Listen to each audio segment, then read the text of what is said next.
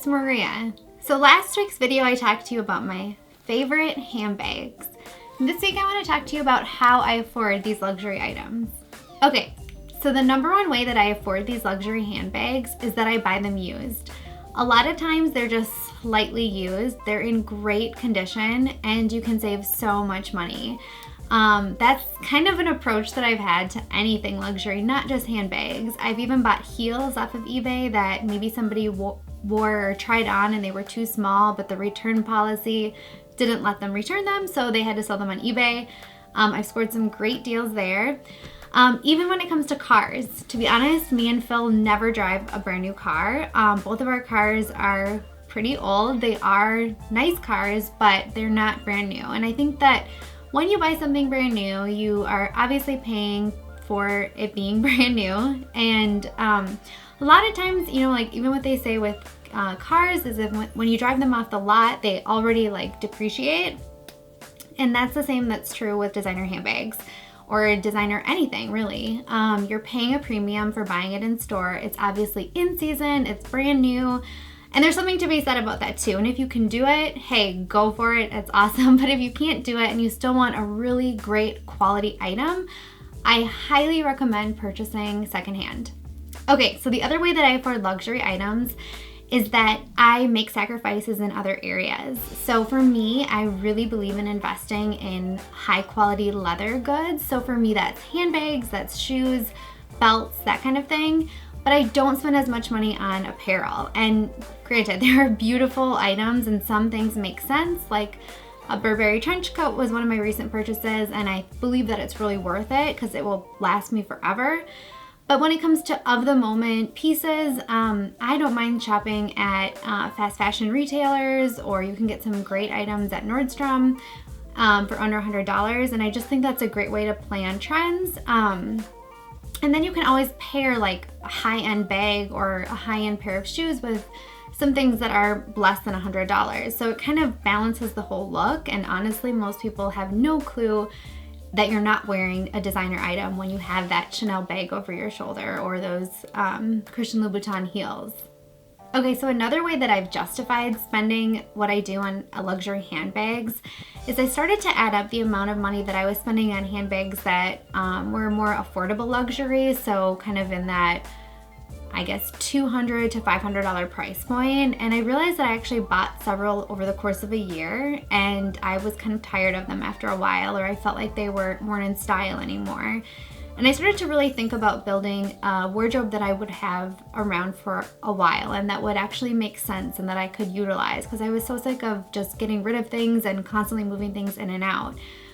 So I really looked at designer handbags on the used market, and I found some bags that were great prices. I mean, my Louis Vuitton was under $1,000, which is still a lot of money to spend on a handbag, but I realized that I was spending that over the course of a year anyway. And my Louis Vuitton handbag is the bag that I use consistently. Like, I use it every single day because it's so functional and it holds up so well. So for me, I think that really made sense. Okay, so going back to when I purchased my first designer handbag and I was on a tighter budget, I started to think about other areas that I was spending money on that maybe I could allocate some of that money into purchasing items that actually would last me. So I mentioned clothing, but another area that I sacrificed on, or kind of just realized that I didn't need to spend money on, was getting my nails and toes done. I mean, I love to go to the nail salon, but honestly, you have to go. I mean, if you do gel nails, it's at least every 2 weeks. So for me, I was like, I'm spending so much money on these things that, really don't last and I can probably do at home. And that was just a great way to save some extra money.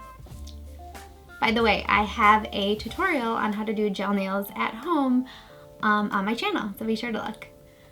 Okay, so this next one, I always think about Carrie Bradshaw from Sex and the City when she cannot afford to eat, but she will go buy a new pair of shoes or a magazine. And I always watch that show and I was like, that's insane, who would do that? But after owning designer items, I can see how you can just get a little bit obsessive and fall in love with them. But to be clear, I am not saying to do that. I do not think that you should be living on a shoestring budget and blow all of your money on designer items. But I do think there are areas that you can sacrifice.